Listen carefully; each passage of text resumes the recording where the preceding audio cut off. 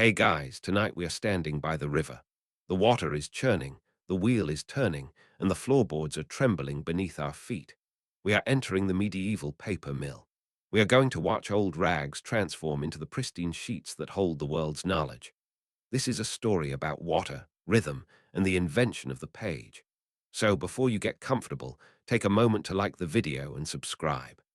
Now, listen to the rush of the river, and let's ease into tonight's journey together. The mill sits low against the riverbank, its foundation stones half submerged in the rushing current. Water flows beneath us, endless and powerful, a force harnessed and bent to human purpose. The building is timber-framed, sturdy oak beams darkened by moisture and age. The walls filled with wattle and daub that holds the damp in its very fabric.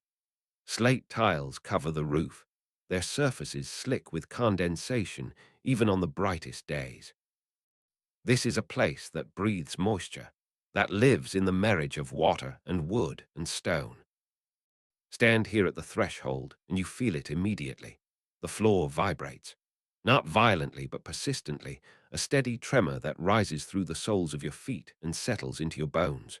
It is the heartbeat of the mill, the endless turning of the great water wheel outside. The power of the river translated into motion, into work, into the transformation of one thing into another. Close your eyes and you can feel it, a rhythm that never stops, day or night, as long as the river flows. The air inside is thick, heavy with moisture that clings to your skin and hair. Every breath you take tastes of water, of wet wood, of stone covered in a fine film of dampness that never quite dries. The walls sweat. Droplets gather on the beams overhead and fall in irregular patterns, adding their own percussion to the symphony of water sounds that fills this space. Drip, drip, splash. The moisture is everywhere, inescapable, essential to the work that happens here. Light enters through small windows set high in the walls, narrow openings that allow illumination but keep out the worst of the weather. The light that comes through is diffused by the moisture in the air, creating a soft, hazy glow that gives everything a dreamlike quality. Dust motes hang suspended in these beams of light, drifting lazily, dancing to vibrations you can barely perceive. Mist rises from the troughs where the real work happens, adding to the atmosphere, thickening the air until it feels almost tangible, something you could reach out and touch. The sound of water is constant, layered, complex. Beneath everything is the roar of the river itself, muffled by the thick walls but never absent, a deep bass note that underlies all other sounds. Then there is the splash and churn of the water wheel turning, water falling from the paddles in sheets and curtains, returning to the river to be carried away downstream. Inside, water drips, trickles, flows through channels carved into the stone floor, carrying away waste, bringing in fresh supply for the troughs. And above all these sounds, regular as a pulse, comes the thump, thump, thump of the hammers, the mechanical heart of this place, beating out its rhythm hour after hour, day after day. The miller stands near the door, his apron stained with water and pulp, his hands rough from years of handling wet materials. His boots are permanently damp, the leather darkened and soft from constant exposure to moisture. Water has seeped into every part of his life, his home, his clothes, his very skin. He smells of it, of river water and wet wood, and the peculiar scent of pulp being beaten into submission. He nods to us as we enter, a slight gesture that acknowledges our presence without interrupting his work. His eyes move constantly, checking the wheel, the hammers, the troughs, monitoring the hundred small details that keep this operation running smoothly. Walk with me deeper into the mill. The floor beneath our feet is thick oak planking, worn smooth by the passage of countless feet, darkened almost black by water that has soaked into the grain over decades. The boards are never quite dry, never quite level, shifting slightly with the vibration from below, where the water wheel's power is transmitted through a complex system of shafts and gears and cams. You can hear it all working, a mechanical orchestra of wood on wood, the creak of the main shaft turning, the click and clack of gears engaging and releasing, the heavier thud as the cams lift the hammers and let them fall. To our left, the first thing we encounter is the storage area for the raw materials. This is where it all begins, with bales and bundles and great loose piles of fabric that once had another life, another purpose. These are not new textiles, not cloth fresh from the weaver's loom. No, these are the cast-offs, the worn-out, the discarded, the rags that have served their time and are ready for transformation into something new. Piled against the wall are bales of old white linen, the fabric that made shirts and shifts and sheets, that dressed bodies and covered beds, that absorbed the sweat and toil of ordinary life. Some pieces still bear traces of their former existence, patches of embroidery, carefully mended tears, the marks of use and care and eventual surrender to wear. The linen is bundled tight, compressed by ropes that bind the bales into manageable units, though even bound they seem to breathe, to expand and contract with the moisture in the air. The fabric has been sorted before it arrived here, separated by type and quality, because not all rags are equal in the eyes of the papermaker. The finest paper will come from the finest linen, the softest, most delicate weave, cloth that was once prized for its smoothness against skin. Coarser weaves, hemp mixed with linen, will make rougher grades of paper, suitable for wrapping, for accounts, for uses where quality matters less than quantity. Hemp is here too, in its own piles, recognizable by its slightly darker color, its rougher texture, the stiffness that remains even in worn fabric. Hemp was the workhorse textile of the medieval world, making rope and sacking, sailcloth, and the toughest garments for the hardest work. It breaks down differently than linen under the hammers, yielding a pulp with different properties, a paper with its own character. The papermaker knows these differences intimately, can judge by touch, and cite what quality each bale will produce, can blend materials to achieve specific results. The smell here is complex, layered like the sounds of the mill. First, there is the clean scent of old linen, fabric washed many times over its useful life, sun-dried, stored away, still holding some memory of sunshine and fresh air. But beneath that is another smell, earthier, more pungent, the smell of fermentation. The rags have been dampened, deliberately wetted down and allowed to begin the process of rot, because this is how the fibers are prepared, how they are softened and readied for the hammers. Controlled decay, monitored carefully to break down the fabric without destroying the fibers themselves. A delicate balance that the papermaker has learned through experience, through trial and error, through generations of accumulated knowledge passed from master to apprentice. The ragman is here today. He comes regularly, arriving with his cart piled high with new acquisitions, the gleanings of his rounds through the city and surrounding villages. He is a specialist in his own right, a judge of quality, a negotiator who buys the discarded cloth that others have no use for. Watch him as he enters, bent slightly under the weight of another bale hoisted on his shoulder. His clothes are layers of patches, rags themselves in a way, worn until they barely hold together, but still serving their purpose of covering and warming. He nods to the miller, moves to the sorting area, begins to undo the ropes that bind his latest delivery. The sorting is meticulous work, demanding attention and judgment. The ragman spreads the contents of his bale across a large wooden table, begins to separate piece from piece, examining each one with practiced eye and hand. This one is fine linen, almost silk soft despite its wear, destined for the highest grade of paper. That one is too coarse, its weave too open, but still usable for lesser grades. Here is a piece of pure hemp, and there are mixed weave that will need special handling. Some pieces are rejected entirely, too rotted, too contaminated with substances that would interfere with papermaking, set aside to be sold off for other uses, as stuffing perhaps, or to be composted. Watch his hands as he works, quick and efficient, sorting by feel as much as by sight, creating separate piles that will be processed differently. The best whites go in one stack, the near whites in another, the coarse linens and hemps in their own piles.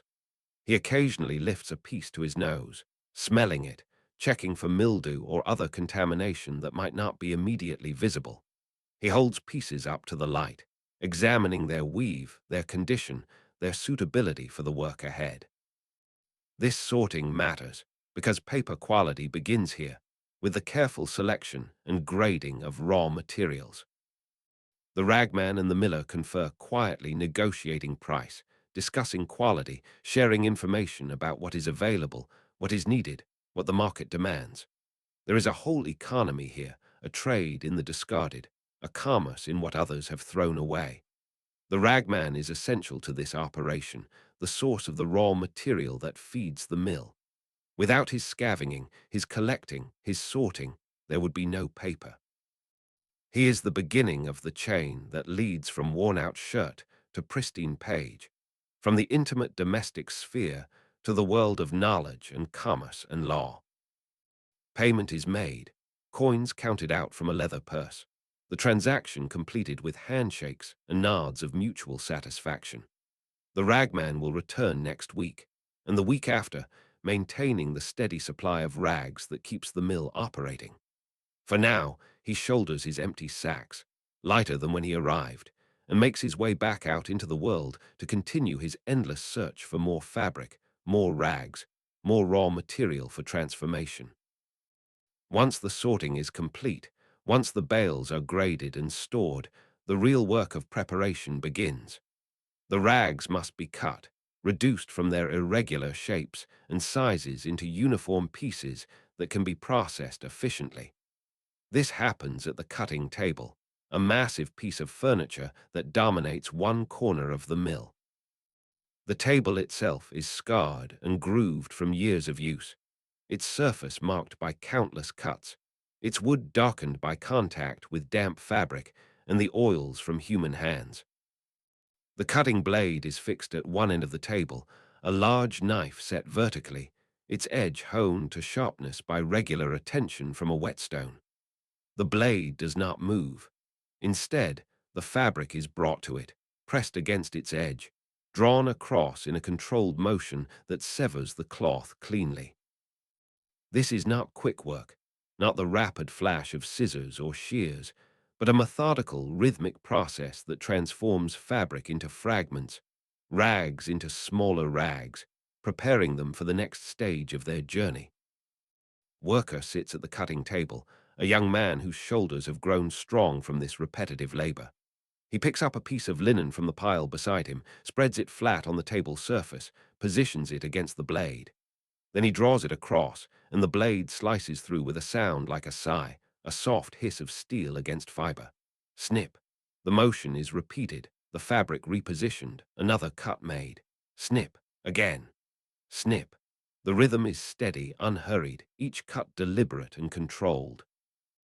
The pieces that fall from the blade are roughly uniform, squares and rectangles of fabric a few inches on each side, small enough to be processed efficiently, but large enough to still be handled easily. The cut pieces fall into a basket at the worker's feet, slowly filling it with a mass of white and cream-colored fabric. The basket fills, is carried away to the soaking vats, replaced with an empty one, and the work continues. Snip, snip, snip. The sound becomes part of the mill's soundscape, another layer in the complex auditory environment of this place. It is a sound that speaks of preparation, of careful reduction, of breaking down the old to make room for the new.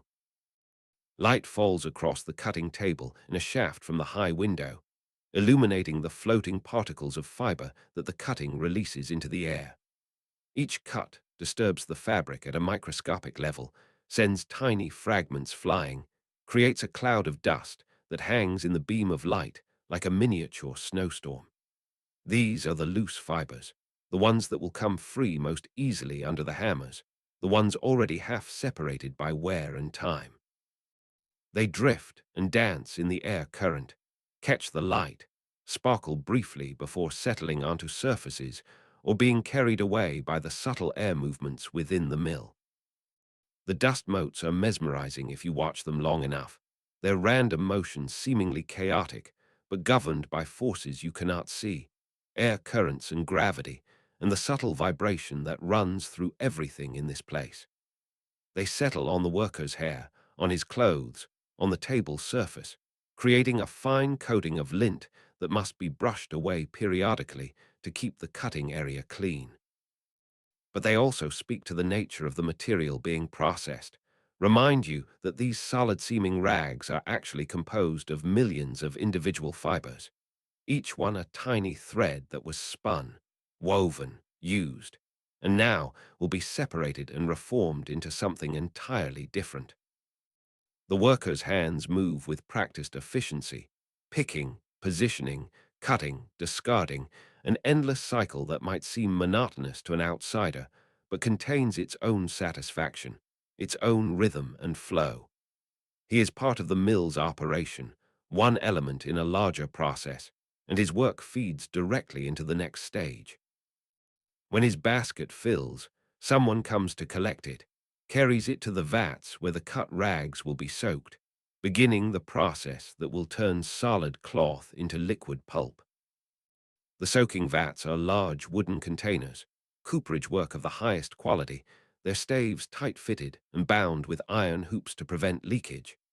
They line one wall of the mill, 6 of them in a row, each capable of holding several hundredweight of cut rags and the water necessary to cover them completely. The vats are never empty, never dry, always in use at some stage of the soaking process. Some contain fresh batches of newly cut rags, just added and barely dampened. Others have been fermenting for days, their contents transformed into a sodden mass that gives off a distinctly sharp smell, the scent of controlled rot, of fibers beginning to separate, of fabric returning to something closer to its original state as individual threads. Water for the vats comes directly from the river, drawn through channels cut into the stone foundation of the mill, brought up in buckets when more is needed, poured over the rags until they are completely submerged.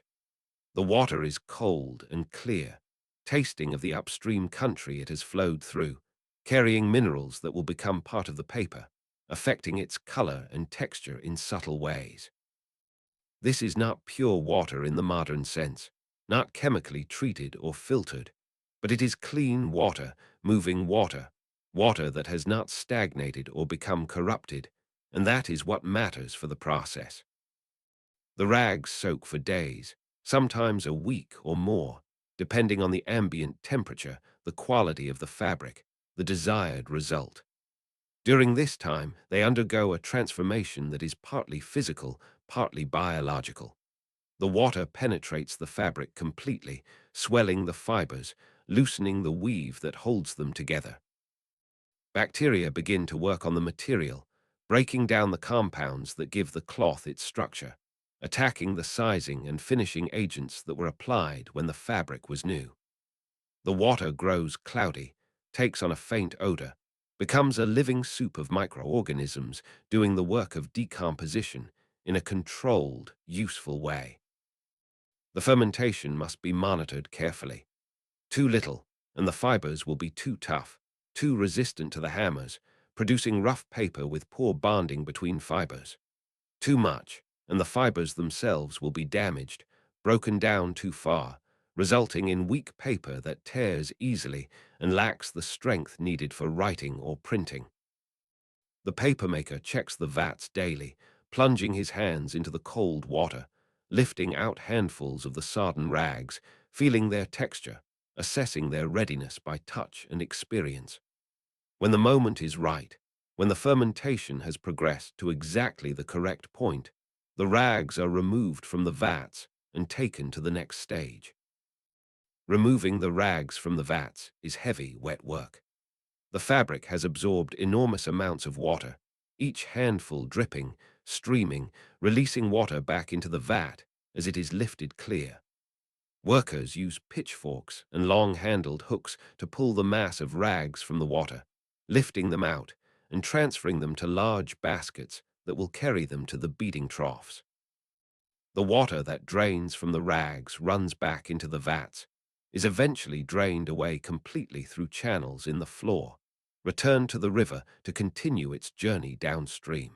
carrying with it some of the dissolved materials from the fermentation process. The smell that rises from a freshly opened fermentation vat is intense, a sharp, sour, organic smell that fills the nostrils and lingers in the throat. It is not quite rot, not quite the stench of decay, but something specific to this process, this controlled breakdown of plant fibers in water. The workers are used to it, barely notice it anymore. But for a newcomer, it is striking, memorable, one of the defining characteristics of the paper mill as a sensory environment.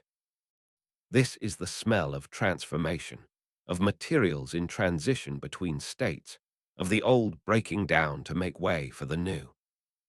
Now we come to the heart of the operation, the beating troughs and the great hammers that do the actual work of turning rags into pulp.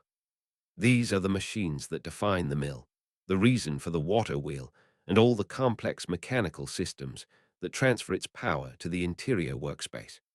The troughs are hewn from single blocks of stone, great rectangular basins, carved with immense labor from granite or other hard rock, their surfaces polished smooth by years of contact with water and fiber. Each trough is several feet long, perhaps 2 feet wide, and a foot or more deep, sized to hold a substantial quantity of rags and water while allowing the hammers room to do their work. The hammers themselves are massive pieces of engineering, each one a oak beam perhaps 8 or 10 feet long, as thick as a man's thigh at the striking end, tapered toward the pivot point where it is mounted on the main shaft. The business end of each hammer, the part that actually strikes the rags in the trough, is faced with iron or steel, a metal plate carefully shaped and attached to concentrate the force of each blow onto a relatively small area. The weight of these hammers is tremendous, hundreds of pounds of wood and metal, and when they fall with the full force of gravity and the additional momentum imparted by the cam system that lifts and releases them. The water wheel outside turns constantly, driven by the endless flow of the river. The wheel's shaft extends through the wall of the mill, a massive oak axle that rotates with steady, patient power. Mounted on this shaft inside the mill are the cams, wooden pegs or blocks that protrude from the shaft's circumference at regular intervals. As the shaft rotates, these cams engage with the tail of each hammer, lifting it up against gravity, raising the striking end high above the trough. The cam rotates further, passes the point of engagement, and suddenly releases the hammer, which falls of its own weight, accelerating under gravity until the iron shard striking end crashes down into the trough with enormous force. Thump! The sound reverberates through the mill, through the stone floor, through the very foundations. A moment passes, perhaps 2 seconds, perhaps three, and then the next cam on the shaft engages another hammer, lifts it, releases it. Thump! Another pause, and another hammer falls. Thump!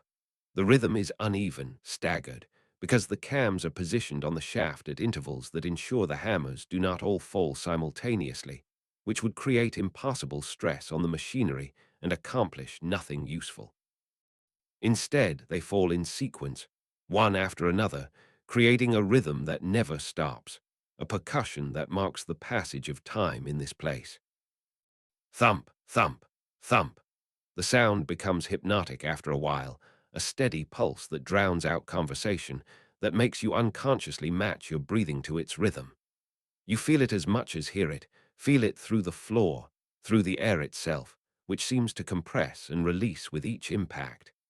This is the heartbeat of the mill, the proof that everything is working, that the river's power is being converted into useful work, that rags are being transformed into pulp. The beating troughs are filled with water and a quantity of fermented rags, enough to provide material for the hammers to work on, but not so much that the mass becomes too dense, too resistant to being broken down. The water in the troughs is milky, cloudy with suspended fibers and the other products of fermentation, and it splashes with each hammer blow, sending droplets flying, creating a fine mist that adds to the overall moisture content of the mill's atmosphere. The splashing is part of the process, ensuring that the material in the trough stays mixed, That fresh water circulates through the mass of beaten rags, carrying away the finest particles and preventing the trough from becoming clogged with compacted material. Stand close to the troughs and watch what happens. The rags, which enter the trough as recognizable pieces of fabric, even if sodden and partially broken down by fermentation, begin to change under the relentless pounding of the hammers. The weave loosens, the individual threads start to separate, the fabric begins to disintegrate into its component fibers. After hours of beating, after thousands of hammer blows, the rags are no longer recognizable as cloth. They have become stuff, the papermaker's term for the pulp that is the essential material of papermaking, a suspension of individual fibers in water, a milky liquid that looks almost like thin porridge, smooth and homogeneous, all trace of the original textile structure gone. The transformation is gradual but inexorable. In the first hour of beating, you can still see pieces of fabric in the trough, still recognize the origin of the material. After several hours, those pieces have become much smaller, fragments rather than recognizable cloth. After a full day of beating, perhaps longer for coarser materials, the trough contains a thick, creamy suspension with no visible structure, just the pure white pulp that is ready for the next stage of the process. The hammers have done their work, have beaten the rags literally to pieces, have separated fiber from fiber through sheer mechanical force applied over time. The amount of water in the trough matters enormously. Too much water, and the beating is inefficient, the hammers splashing through a thin suspension without effectively working the fibers. Too little water, and the mass becomes compacted, resistant, difficult for the hammers to penetrate. The papermaker adjusts the water level constantly, adding more as needed, draining some off if the mixture becomes too thin, maintaining the perfect consistency that allows the hammers to do their work most effectively. This is one of the skills that separates an experienced papermaker from a novice, this judgment of consistency, this ability to look at the stuff in the trough and know whether it needs more beating, more water, whether it is ready or needs more time under the hammers. The stuff, when it reaches the right consistency, has a particular quality that you can recognize with practice. Scoop up a handful and let it run through your fingers, and you can feel that it is smooth, without lumps or hard bits, the fibers thoroughly separated and suspended in the water. Hold it up to the light, and you can see how it flows, thick but liquid, opaque, but not solid, a substance that is neither water nor fiber, but some combination of both. Smell it, and you detect the faint scent of wet fiber, clean and slightly sweet. The fermentation smell mostly gone, washed away by the fresh water that has been added to the trough and the water that has been splashed out and replaced during the beating process. The beating takes time, enormous amounts of time by modern standards. A single batch might be under the hammers for 12 hours, 24 hours, even longer for the finest grades of paper. The mill operates around the clock when there is work to be done, the water wheel turning ceaselessly, the hammers falling with their rhythmic precision, converting rag to pulp hour after hour. The workers come and go in shifts, but the mill itself never sleeps, never pauses as long as the river flows and there are rags to be processed. This is the advantage of water power, this tirelessness, this ability to do work without fatigue, without rest, as long as the mechanical systems are maintained and the raw materials are supplied. Multiple troughs operate simultaneously, each at a different stage of the beating process. The papermaker moves between them, checking progress, adjusting water levels, determining when each batch is ready to move forward. One trough might contain coarse hemp just beginning its transformation, the fragments of fabric still clearly visible, requiring many more hours of beating. Another holds fine linen that has been beating for a full day, nearly ready, the stuff almost perfectly smooth. A third is being emptied, its contents transferred to the vat where it will await the papermaker's hand and the mold that will shape it into individual sheets. The coordination required is substantial. The papermaker must manage the flow of materials through the mill, ensuring that there is always fermented rag ready to go into the troughs when a batch finishes beating. That finished stuff is moved out promptly to make room for the next batch, that the quality standards are maintained throughout. He is part craftsman, part engineer, part manager, overseeing a complex operation that involves multiple workers performing different tasks, all of which must be synchronized to keep the mill running efficiently. Listen to the sounds of the mill in operation, the complex symphony of water and wood and stone. The deep roar of the river outside, constant and unchanging, provides the bass note, the foundation for everything else. The water wheel adds its own voice, the splash and rush of water on the paddles, the creaking of the axle in its bearings, the subtle groan of oak under load. The main shaft inside contributes the clicking of the cams, the whirring sound of rotation, the mechanical precision of engineered motion. The hammers provide the percussion, the thump, thump, thump that dominates the soundscape, irregular but predictable, forceful and penetrating. Water drips from the ceiling, splashes from the troughs, flows through the channels in the floor, adding its own liquid notes to the composition. And underneath it all, beneath the mechanical and hydraulic sounds, there is the vibration, the tremor that never stops, the physical manifestation of power being transmitted from river to wheel to machinery to work. The workers move through this environment with practiced ease, their bodies adapted to the constant vibration, their ears tuned to distinguish the normal sounds of operation from anything that might indicate a problem. They communicate mostly through gestures and signs, because conversation is difficult over the noise of the hammers. Shouting is exhausting, and much of what needs to be said can be conveyed more efficiently through pointing, through nods, through the shared understanding that comes from working together in this space day after day. The light changes as the day progresses, the shafts of illumination from the high windows moving across the interior as the sun arcs overhead, creating different patterns of brightness and shadow, illuminating different parts of the mill in sequence. Morning light falls on the rag sorting area, highlighting the piles of fabric, making the dust motes particularly visible. Midday sun illuminates the beating troughs, glinting off the water, creating reflections on the wet stone. Afternoon light reaches the cutting table, backlighting the worker there, casting his shadow long across the floor. As evening approaches, the interior grows dimmer, the natural light fading, and lamps are lit, oil lamps hung from the beams, their flames protected by glass or horn, casting a warmer, yellower light that flickers with the air currents created by the moving machinery.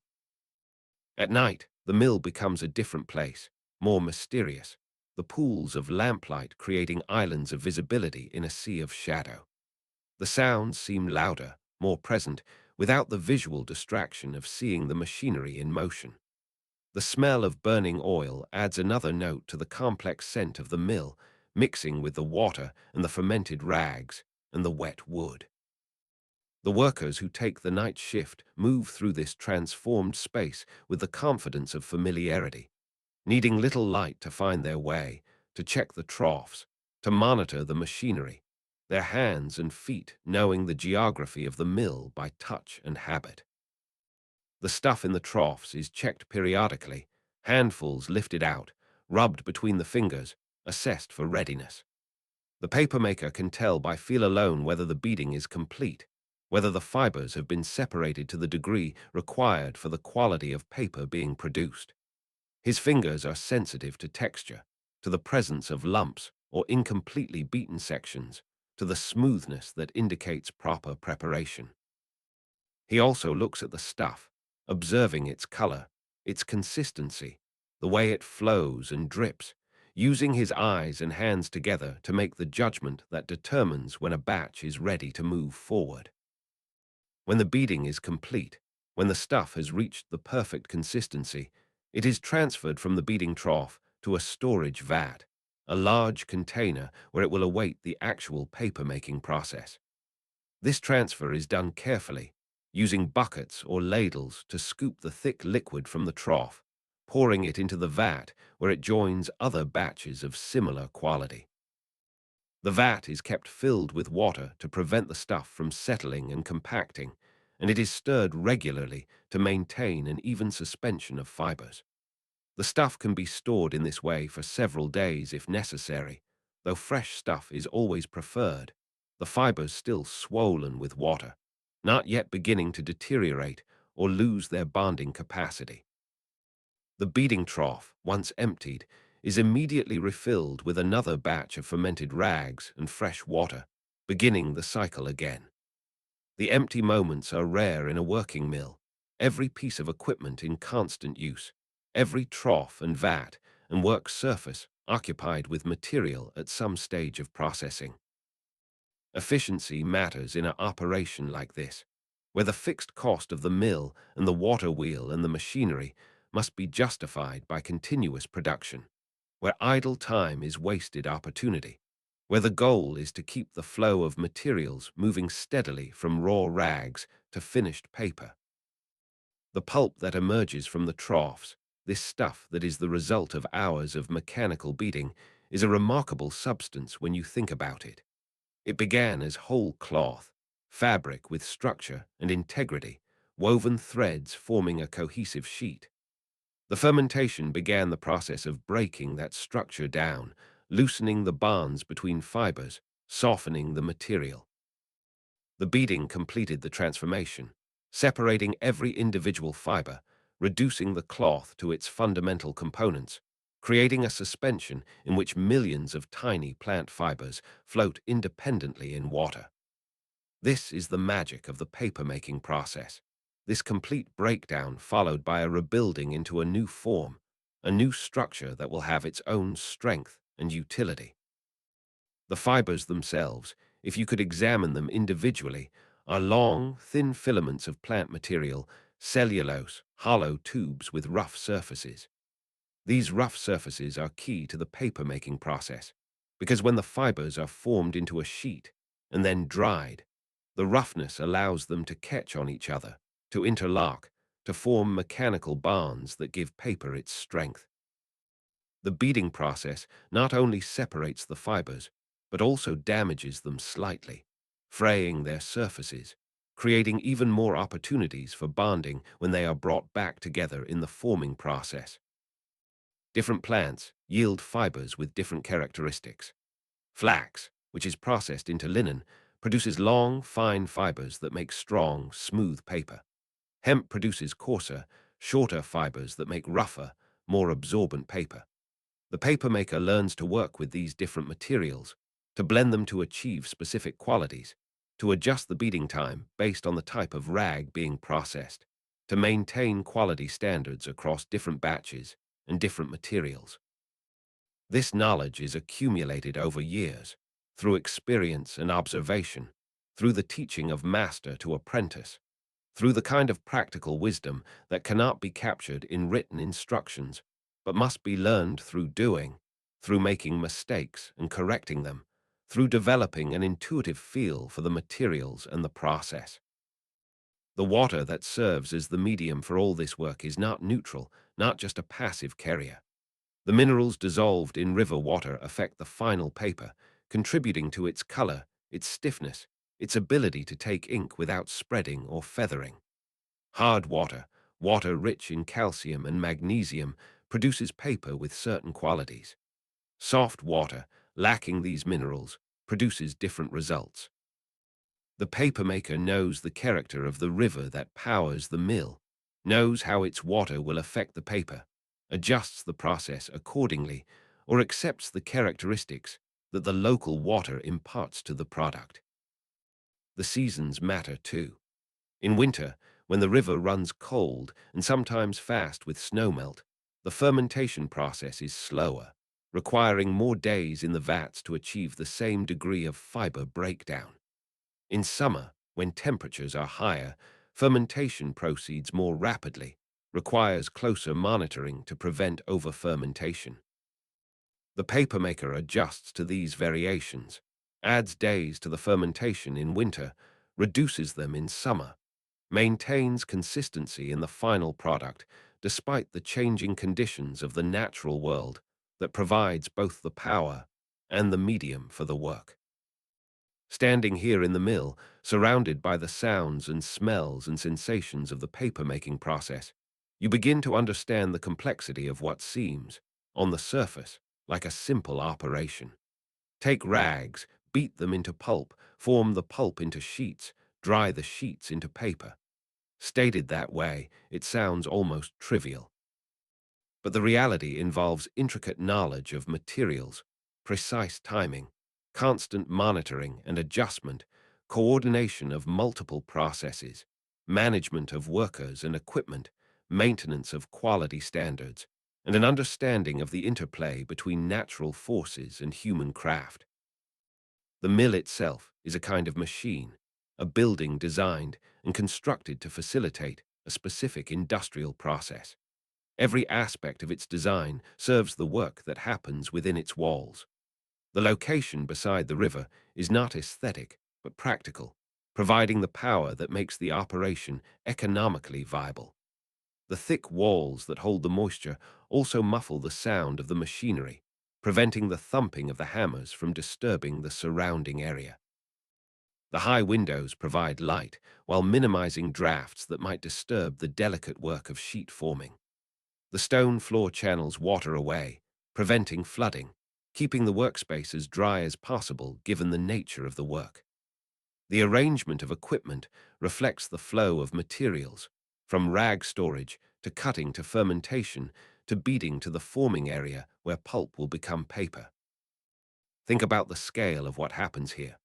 A single bale of rags, which might have clothed a family, covered a bed, served domestic purposes for years or even decades, is reduced to pulp and then transformed into hundreds of sheets of paper. Those sheets will go forth into the world to serve new purposes, to record transactions, to copy manuscripts, to spread knowledge, to document history, to make possible the administration of states and churches and commercial enterprises. The rags that once absorbed sweat and tears, that wrapped bread and covered tables, that hung on clotheslines and lay in linen chests, are given new life as the substrate for human thought and record-keeping. The workers who perform this transformation are not glamorous figures, not celebrated craftsmen like goldsmiths or painters. They are wet, tired people who spend their days in a noisy, damp environment performing repetitive tasks, their clothes soaked, their hands wrinkled from constant contact with water. Yet their work is essential to the intellectual life of medieval and early modern Europe. Without paper, without an affordable writing surface, the spread of learning would be limited to those who could afford expensive parchment. Without paper, the printing press would have far less impact. Without paper, commerce and government would be hobbled by the scarcity and cost of recording materials. The mill creates value through transformation, taking materials that have little worth as they arrive, old rags and river water, and converting them through labor and mechanical power into something significantly more valuable, paper that will command a good price in the market. This value creation is the basis of the mill's economic existence, the reason it can afford to pay workers, maintain equipment, purchase rags, and return a profit to its owner. The transformation is both physical and economic, matter changing form and simultaneously changing value, the alchemy of industry making wealth from waste. As the hours pass in the mill, as batch after batch moves through the beating troughs, as the hammers continue their endless rhythm, a kind of meditation can overtake you, a trance state induced by the repetition, the noise, the vibration, the moisture in the air. Time becomes fluid, measured not by the clock, but by the completion of tasks, by the filling and emptying of vats and troughs, by the slow but steady accumulation of pulp ready for the forming process. The mill exists in its own temporal framework, operating on the cycles of water and work rather than the artificial divisions of hours and minutes. The stuff accumulates in the storage vats, white and milky, ready for the papermaker's hand to shape it into individual sheets. But that is a story for another telling, the forming and pressing and drying that will complete the transformation from rag to paper. For now, we have followed the journey from whole cloth to pulp, have watched the cutting and soaking and beading that prepares the material, have felt the power of the river harnessed to mechanical purpose, have experienced the wet, rhythmic environment of the mill in operation. The river flows on outside, indifferent to the human purposes it serves, following its ancient course to the sea, fed by rain and snowmelt, carving its path through the landscape. The water wheel dips and rises, converting that flow into rotational power, channeling the river's energy into useful work. The main shaft turns, the cams lift the hammers fall. Thump, thump, thump.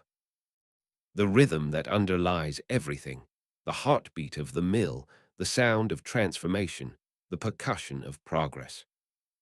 And in the troughs, the rags continue their dissolution, beaten hour by hour into the smooth pulp that will become the pages of account books and letters and manuscripts, and eventually printed books, carrying forward the thoughts and records and stories of a civilization, preserving knowledge across time and distance, making possible the intellectual achievements that depend on the ability to record, to copy, to distribute the written word. This is the medieval paper mill, a place where water and wood and human ingenuity combine to create something essential from something discarded, where old cloth is reborn as new surface for writing, where the power of nature is bent to human purpose through mechanical skill and accumulated knowledge. The work is hard, wet, noisy, repetitive, but it is also fundamental, necessary, valuable. The workers who labor here are part of a chain that connects the domestic sphere to the world of learning and commerce. Their wet hands and tired backs enabling the spread of literacy and record keeping, and eventually the democratic revolutions that will be fought, in part, with words printed on the paper they make. So rest now, listening to the rhythm of the hammers, feeling the vibration through the floor, breathing the moist air heavy with the smell of wet fiber and clean water. The mill will continue its work while you sleep, the river flowing, the wheel turning, the hammers falling, the rags becoming pulp, becoming paper, becoming the substrate for human thought and creativity. Sleep well and dream of transformation, of things made new, of the endless cycle of use and discard and renewal that sustains us all. The vat stands at the center of the forming room, a large wooden vessel almost the size of a small boat, its interior lined with copper to conduct heat evenly, to maintain the temperature that keeps the pulp in perfect suspension. Steam rises from its surface in gentle, shifting columns, catching the light from the windows, creating a hazy atmosphere that softens the edges of everything, that makes this space feel separate from the rest of the mill, quieter somehow, more focused, more deliberate. This is where the transformation becomes visible, where liquid pulp becomes solid sheet, where the essential magic of papermaking reveals itself. The pulp in the vat is white, startlingly white, like milk or cream or fresh snow suspended in water, a cloud that has been captured and tamed. Peer into the vat, and you cannot see the bottom, cannot see through the opaque liquid, can only observe the gentle movement of the surface, the slow currents created by the heat rising from below, by the occasional stirring that keeps the fibers from settling. The consistency is perfect, neither too thick nor too thin, adjusted carefully by adding water or more stuff until the vatman nods his approval, until his experienced eye judges that the suspension will yield sheets of the desired weight and quality. Heat comes from below, from a small furnace built into the foundation of the mill, flames consuming wood, warming an iron plate, or a water jacket that transfers heat to the copper-lined vat. The temperature must be maintained within a narrow range, warm enough to keep the fibers in good suspension, to prevent them from clumping or settling, but not so hot that it damages the fibers or makes the working conditions unbearable for the vatman who stands beside it hour after hour. The warmth rises in waves, making the air above the vat shimmer slightly, creating a microclimate of humid heat that wraps around anyone who approaches. The vatman is the master craftsman of this stage, the skilled worker whose hands will form each individual sheet, whose judgment and technique determine the quality of the final product. He stands at the vat wearing a leather apron that reaches nearly to his ankles, already dark with water despite being changed at the start of his shift.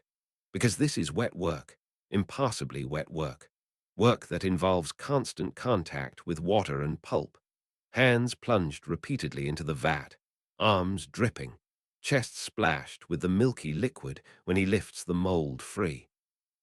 His sleeves are rolled high, secured with ties to keep them from falling and becoming soaked, revealing forearms thick with muscle from the repetitive motion of dipping and lifting, thousands of times each day. Beside the vat, arranged within easy reach, are the tools of the vatman's trade.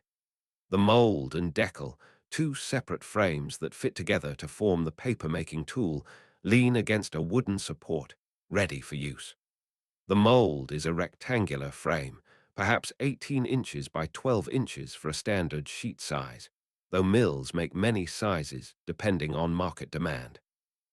Stretched across this frame is a fine wire screen, woven so tightly that the individual wires are barely visible, creating a surface that will hold fiber while allowing water to pass through freely.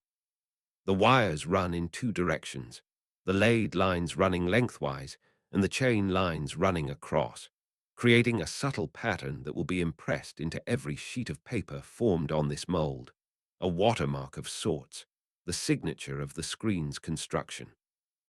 The deckle is a separate frame, exactly the same external dimensions as the mold, but without the wire screen.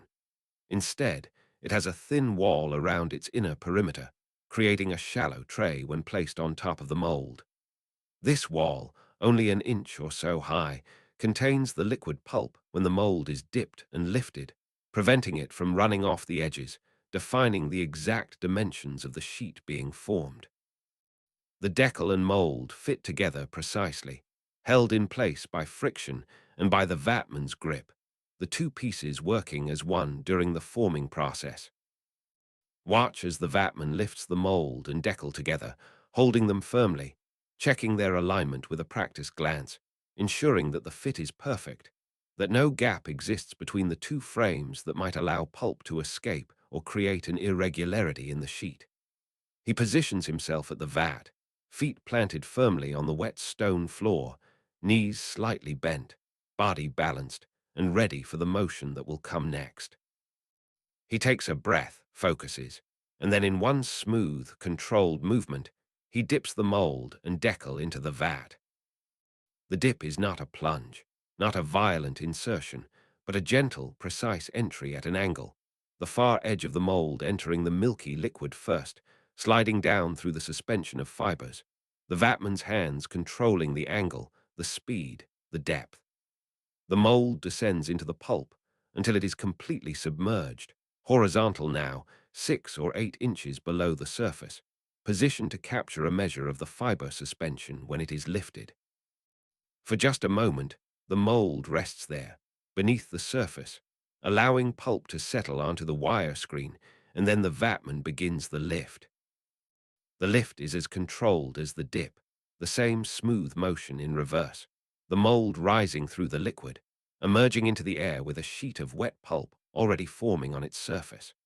But before the mold clears the vat completely, while it is still partially submerged, and water is still draining through the wire, the vatman performs the most crucial motion of the entire process, the move that separates the skilled papermaker from the amateur, the technique that locks the fibers together into a coherent sheet. He shakes the mold.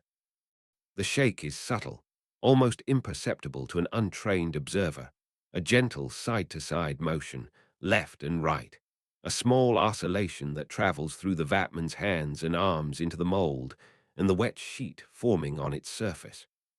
The shake is not random, not a nervous tremor, but a controlled, rhythmic movement that serves a specific purpose. It agitates the fibers in the wet pulp, encourages them to interlock, to cross each other at different angles, to form a mat of tangled cellulose that will have strength in all directions when it dries. Without the shake, the fibers would tend to align with the direction of water flow across the screen, creating a sheet with grain, with strength in one direction and weakness in another. The shake randomizes the fiber orientation, creates a sheet with uniform strength, makes real paper rather than just a collection of fibers deposited on a screen. The Vatman's shake has rhythm, has music in it if you watch long enough, a gentle left right that matches some internal count, some timing that he has learned through years of practice, and that he now performs without conscious thought. His body knows the motion.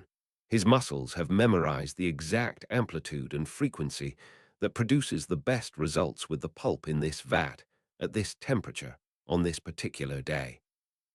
He adjusts instinctively for variations in the stuff, shaking longer or more vigorously if the pulp is slightly thick, less if it is thin, maintaining quality through continuous micro-adjustments that he could not explain in words, but that his hands understand completely. As the mold completes its emergence from the vat, water streams from its edges, from the corners, from every part of the surface not covered by the forming sheet.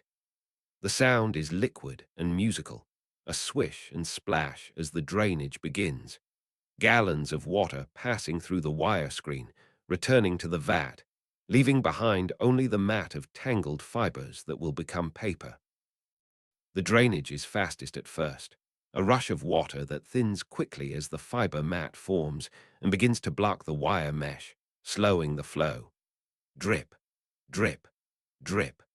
The sound changes as the drainage slows, becomes individual drops rather than a stream, each one falling from the lowest corner of the mold, returning to the vat, creating tiny ripples on the surface that spread and fade and are replaced by new ripples from the next drop.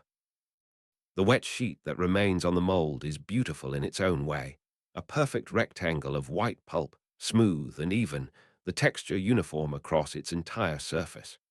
The thickness is controlled by the concentration of pulp in the vat, by the depth of the dip, by the size of the mold, by a dozen small factors that the vatman manages instinctively. Too thick, and the sheet will be heavy, stiff, wasteful of materials. Too thin, and it will be weak, transparent, unsuitable for writing. The vatman judges the thickness by eye, by the way light passes through the wet sheet, by the feel of the mold's weight in his hands, by accumulated experience that tells him instantly whether this sheet meets the standard or needs adjustment in the next dip. Hold the mold up to the light, and you can see through the wet sheet, see the fibers caught in the wire, see the translucent quality of the thin mat of cellulose. The water still drains, slower now, a steady drip, drip, drip that will continue for perhaps half a minute, until the sheet has released all the water it can by gravity alone, until only the water held by surface tension and trapped between the fibers remains. The vatman waits patiently, holding the mold level, keeping it steady, allowing gravity to do its work, removing as much water as possible before the sheet moves to the next stage. The deckle is removed now, lifted carefully from the mold, breaking the seal between the two frames with a faint sucking sound, revealing the edges of the wet sheet. The deckle has done its work, containing the pulp during the critical moments of forming, and now it is set aside, ready to be replaced on the mold for the next dip. The edges of the sheet are slightly thicker where the pulp pressed against the deckle's rim, creating what papermakers call the deckle edge, a natural, irregular border that some will later value as a sign of handmade paper, proof that the sheet was formed individually rather than produced by machine. The vatman turns toward the couching station, moving carefully despite the speed that comes from practice, carrying the mold with its wet sheet across the few feet that separate the vat from the next stage of production. He must move smoothly to avoid disturbing the wet sheet, to prevent it from shifting on the mold or developing wrinkles or thin spots that would mar the finished paper. The sheet is delicate at this stage, held together only by the initial bonding of the fibers, not yet pressed or dried, vulnerable to any rough handling or sudden motion. The coucher waits at the couching station, another skilled worker whose role is equally critical to the process. The couching station is a flat surface, slightly tilted, covered with a thick piece of woolen felt, the first of many felts that will be used in this operation. The felt is damp, having been wetted to improve its ability to accept the wet sheet, to draw it from the mold through capillary action and the pressure of the coucher's hands. More felts are stacked nearby, a substantial pile of them, because each sheet will need its own felt, and a productive vatman can form hundreds of sheets in a day. The vatman positions the mold face down over the felt, the wet sheet now suspended above the wool, separated from it only by the wire screen and the gap created by the mold's frame. The coucher places his hands on the back of the mold, adding his guidance to the vatman's control. Together, in a motion that looks effortless but requires perfect timing and coordination, they press the mold down onto the felt. The wet sheet makes contact with the wool, and something remarkable happens. The felt's fibers, damp and receptive, grip the paper's fibers, pulling them with a force stronger than their attachment to the wire screen. The sheet transfers from mold to felt, released from the wire mesh that formed it, now resting on the wool that will support it through the next stages. The sound of the couching is soft, intimate, a gentle squish as wet paper meets wet felt, as air is expelled from between the layers, as water is forced from the sheet into the absorbent wool. It is barely audible, more felt than heard, a tactile sound that speaks of contact and transfer and successful completion of a delicate operation. The vatman lifts the mold away, and the wet sheet remains on the felt, perfect and intact, its surface still showing the slight texture imparted by the wire, its edges preserving the deckle's irregular border. The coucher immediately places another felt on top of the wet sheet, covering it completely, protecting it from disturbance, providing the separation that will allow the next wet sheet to be stacked on top of this one without them adhering to each other. Felt, paper, felt, paper, felt, paper. The pattern will repeat until a substantial stack has been built, what papermakers call a post, a collection of sheets and felts that will be pressed together as a unit. The number of sheets in a post varies depending on the thickness of the paper and the capacity of the press, but might be 100 sheets or more, each separated from its neighbors by a felt, the whole stack rising gradually as the vatman and coucher work through their rhythm. Already the vatman is back at the vat, the mold and deckle reunited, dipping again, forming another sheet. The rhythm is established now, the dance between vatman and coucher, a synchronized operation that continues without pause, without wasted motion, each step flowing into the next. Dip, lift, shake, drain, carry to the couching station. Couch, lift, return. Place the next felt. Dip again. The cycle repeats, hypnotic in its consistency, productive in its efficiency, hours passing in this steady progression of wet sheets formed and stacked, the post growing taller, the vat's level slowly dropping as its pulp is converted into paper. The steam continues to rise from the vat, requiring occasional additions of water to maintain the proper level and concentration. The vatman signals when the vat needs attention, and an assistant comes with buckets of water, pours them in carefully, stirs the contents to ensure even distribution, maintains the conditions that allow the work to continue without interruption. More stuff is added too, more pulp from the storage vats, keeping the fiber concentration constant, ensuring that each sheet formed is as close to identical as human skill can achieve. The vatman's hands are in constant contact with water, wrinkled and white from hours of immersion, skin soft and slightly swollen from the moisture. Despite the warmth of the vat, his hands grow cold after a time, and he must occasionally step away, warm them by the small fire that burns in one corner of the forming room, Dry them briefly before returning to work. But the breaks are short, because the rhythm must be maintained, the production must continue, and a good vatman takes pride in his output, in the number of sheets he can form in a shift, in the quality that remains consistent even as fatigue sets in. The coucher's work requires different skills but equal precision. Each sheet must be accepted from the mold without damage, transferred to the felt with perfect alignment, covered with the next felt smoothly and completely. The coucher develops a sense for the wetness of the felts, rotating them through use, allowing used felts to drain and partially dry while fresh ones are brought into service. The felts themselves are substantial investments, woven wool of good quality, thick and absorbent, durable enough to withstand repeated use, but soft enough not to damage the delicate wet sheets. As the post grows taller, it becomes more impressive, a monument to productivity, a physical representation of work accomplished. The stack reaches knee height, then waist height, the alternating layers of white paper and gray felt creating a barber pole pattern, each layer precisely positioned, the whole stack stable and straight. The coucher presses each new felt firmly into place, ensuring good contact between layers, removing air pockets that might cause uneven pressing later, maintaining the quality standards that determine the paper's value in the marketplace. When the post reaches the desired height, when the vatman judges that enough sheets have been formed to constitute a full load for the press, the forming pauses.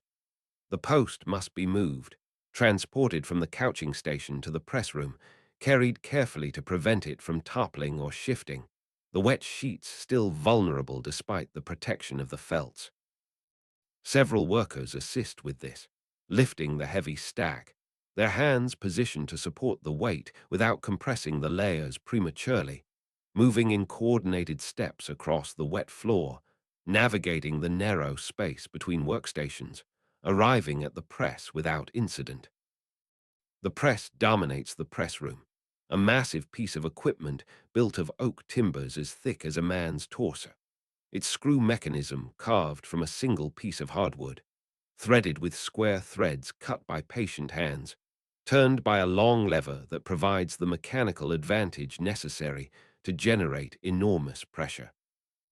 The press stands on a stone foundation, its base a flat platform where the post will be placed, its upper plate connected to the screw mechanism that will descend and compress the stack, squeezing water from the wet sheets, consolidating the fibers, transforming the soft, saturated paper into something approaching its final form. The post is positioned carefully on the press bed, centered precisely under the pressure plate, aligned so that the force will be distributed evenly across all the sheets. The workers step back, and the press operator takes over, a strong man whose arms are corded with muscle from turning the press screw, whose judgment determines how much pressure to apply, how long to maintain it, how to extract the maximum amount of water without damaging the sheets. He inserts the lever into the socket on the screw, tests the resistance, begins to turn. The first turns are easy, the screw descending freely, the pressure plate moving down toward the stack, closing the gap with mechanical certainty. Then the plate makes contact with the top of the post, and the resistance begins. The operator continues turning, slower now, leaning his weight into the lever, feeling through his hands the increasing load as the stack compresses, as water begins to be forced from the layers. The screw creaks, a sound of wood under stress, the threads bearing the load, converting the operator's circular motion into vertical force, crushing the post with steadily increasing pressure. Water appears at the edges of the stack, dark streaks on the gray felts, droplets forming and running down the sides, collecting at the base. The operator continues turning, and the flow increases, becoming a steady drip, then a stream, then a small river of water running from all sides of the compressing post. The water is milky white, clouded with the finest fibers that have been forced from the sheets, carrying away the last loose particles, the sizing materials that have dissolved from the fibers, the impurities that separate under pressure. The water runs across the press bed, follows channels cut into the stone, flows toward a drain that will carry it away, back to the river eventually, returning the borrowed water minus the fibers that have been captured in the sheets. The sound of water running from the press is continuous and substantial. Gallons of liquid being expressed from the post, the felts releasing their absorbed moisture, the paper sheets giving up the water that constituted most of their weight when they came from the vat. The operator watches the flow, judges the rate of water expression, adjusts his turning to maintain optimal pressure, neither rushing the process nor wasting time with excessive caution. The lever moves in a steady rhythm, turn after turn, the screw descending incrementally, the post shrinking as water departs and fibers are packed more tightly together. The pressure is tremendous, several tons of force concentrated on the stack, felt and paper compressed together into a dense mass. The fibers in the wet sheets are forced into close contact, pressed together so firmly that when they dry they will bond through a combination of mechanical interlocking and hydrogen bonding, creating the strength and integrity that characterizes good paper. The felts prevent the individual sheets from adhering to each other despite the pressure, their wool fibers creating a barrier that allows each paper sheet to maintain its identity within the compressed mass. Eventually, the water flow slows, diminishes, becomes individual drips rather than a steady stream. The operator recognizes this as the signal that the pressing is nearly complete, that the sheets have released all the water that pressure alone can remove. He makes a few final turns of the screw, applying maximum pressure, squeezing out the last drops, consolidating the sheets to their compressed state. Then he stops, steps back, wipes his brow with a cloth that is already damp with sweat, because working the press is hot, heavy labor, despite the coolness and moisture that pervades the rest of the mill.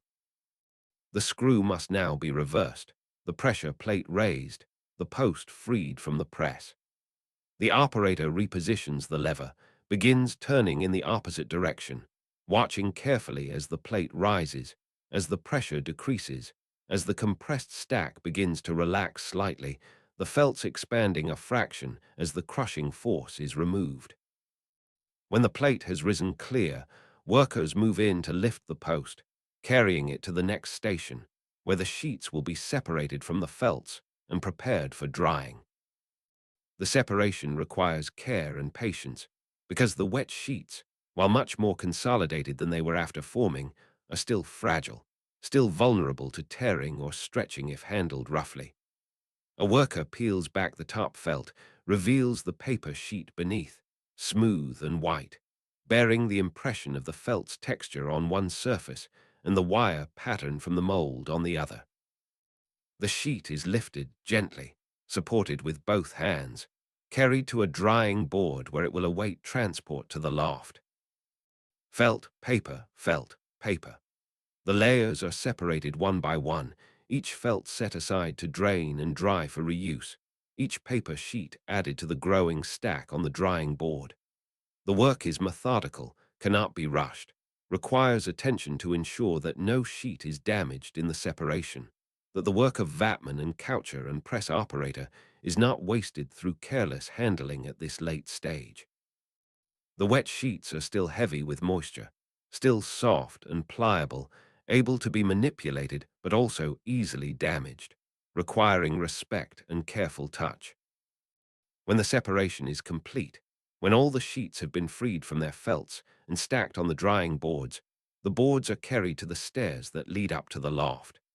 The loft is the topmost level of the mill, directly beneath the roof, a space that is warmer and drier than the floors below, with better air circulation, with windows that can be opened to create cross breezes, with conditions ideal for the slow, even drying that paper requires.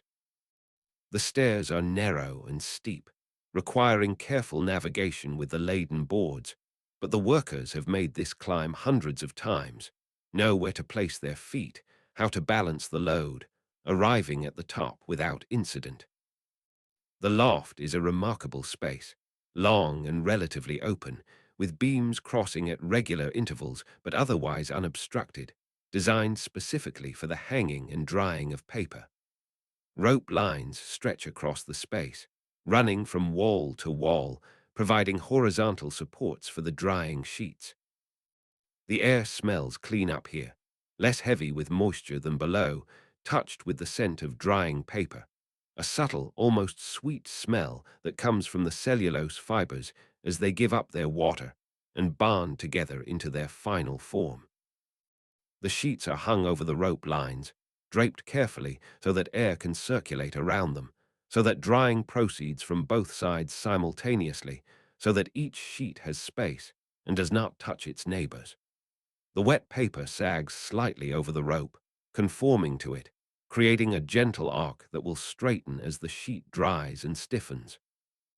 Worker move along the lines, spacing the sheets evenly, ensuring that none overlap, that the arrangement allows for maximum air exposure and minimum risk of sheets adhering to each other. The loft windows are open, allowing fresh air to flow through the space, creating a gentle movement that stirs the hanging sheets, makes them rustle softly, a whisper of sound like leaves in a light breeze. The rustle is constant and soothing, thousands of sheets moving almost imperceptibly, responding to air currents too subtle to feel against your skin, but strong enough to move the thin paper. Listen to it, this sound of paper drying, and you can almost hear the transformation happening, water evaporating, fibers bonding, liquid becoming solid, wet becoming dry. The drying takes time, hours or even days, depending on the thickness of the sheets, the humidity of the air, the temperature in the loft. The papermakers do not rush this process, knowing that slow, even drying produces the best results, that sheets dried too quickly will curl and warp, will develop stresses that make them difficult to use, while sheets dried patiently will be flat and smooth and stable. The sheets change as they dry, their color shifting from the translucent gray-white of wet paper to the opaque brilliant white of finished sheets, their texture becoming firmer, crisper, their weight decreasing as water departs and only the fiber remains. Walk through the loft among the hanging sheets, and you are surrounded by paper at various stages of drying. The newest sheets, just hung, are still quite wet, soft to the touch, cool with the evaporating moisture. Sheets that have been hanging for a few hours are drier, beginning to stiffen, warmer to the touch as they approach equilibrium with the air temperature. Sheets that have been drying for a day or more are nearly finished, stiff and crisp, ready to be taken down and stacked and prepared for final processing. The workers who tend the loft move through it regularly, checking the sheets, feeling them to assess their dryness, taking down those that are ready, making room for new wet sheets to be hung in their place. The rhythm of the loft is slower than the frenetic pace of the forming room or the muscular work of the press, a more meditative kind of labor that involves patience and observation rather than constant physical exertion. The loft workers develop a sensitivity to the drying process, can judge by sight and touch when a sheet is ready, when it needs more time, when conditions are optimal, or when changes need to be made to improve drying. The light in the loft is beautiful, especially in the afternoon when the sun streams through the western windows, illuminating the rows of hanging sheets, creating patterns of light and shadow, making the paper seem to glow from within. The translucent quality of the drying sheets allows light to pass through them, creating a diffused, soft illumination that fills the space with a warm, peaceful radiance. Dust motes float in the shafts of sunlight, much finer here than in the dusty rag-cutting area below, tiny particles of fiber too small to be captured in the paper-making process, drifting on the air currents, eventually settling on the beams and rafters and the floor. As evening approaches, as the light begins to fail, the work in the mill gradually winds down. The vat has been emptied or covered, the stuff stored for tomorrow's work. The press has completed its last cycle, the wet posts separated and the sheets sent to the loft. The workers clean their stations, wash the felts, check the equipment for damage or wear that will need attention before tomorrow's shift begins. The sounds of active production fade. The thumping of the hammers in the beating rooms slows and then stops as the water wheel is disengaged, the power flow interrupted, the machinery allowed to rest. The wheel continues to turn for a few moments after the power is cut, momentum carrying it through several more rotations, water still falling from its paddles, but gradually the friction in the bearings and the resistance of the air slow it, bring it to a stop. The sudden silence after hours of rhythmic noise is striking, almost shocking, a void where constant sound had been. Your ears ring slightly in the quiet, adjusting to the absence of the mechanical percussion that has filled them all day. But the mill is not truly silent. The river still flows outside, unchanged by human activity, continuing its journey as it has for thousands of years, as it will for thousands more. The water rushing over rocks and around the mill's foundation creates a sound that has been present all along, but was masked by the machinery, a deeper, more organic sound that speaks of natural forces rather than human industry. Listen to it now, this river sound, and feel how different it is from the mechanical rhythms of the mill, how ancient and eternal it seems compared to the temporary works of human hands. Water still drips inside the mill, from the beams, from the edges of the vats, from surfaces that will never quite dry, each drop a small sound in the larger quiet, marking time in a slow, irregular rhythm. In the loft, the hanging sheets rustle softly with the evening breeze that flows through the open windows, thousands of nearly dry papers moving together, creating a susurration that is almost musical, almost like voices whispering in some language you cannot quite understand. The workers depart, their wet footsteps echoing on the wooden floors, their voices quiet as they exchange brief farewells, tired but satisfied with the day's production, with the stacks of paper drying overhead, with the completion of another cycle in the endless rhythm of work and rest that structures their lives. The door closes behind the last of them, and the mill is left to the night, to the slow processes that continue without human attention, paper drying, moisture evaporating, materials resting and recovering for tomorrow's labor. Stand here in the quiet mill, in the gathering darkness, and feel the peace that settles over this place when the work stops. The vibration that ran through the floor all day is gone, the floorboards still and solid beneath your feet. The air seems clearer somehow, less thick, though the moisture remains, condensing on cool surfaces as the temperature drops with the coming night. The shapes of the equipment become shadows, familiar forms rendered mysterious by darkness. The vat, a dark rectangle, the press, a looming bulk, the ropes in the loft barely visible against the rafters. The finished sheets hanging in the loft are safe here, protected from rain by the roof overhead, from dust by the cleanliness maintained in this space, from disturbance by the simple fact that the mill is closed, locked, secured for the night.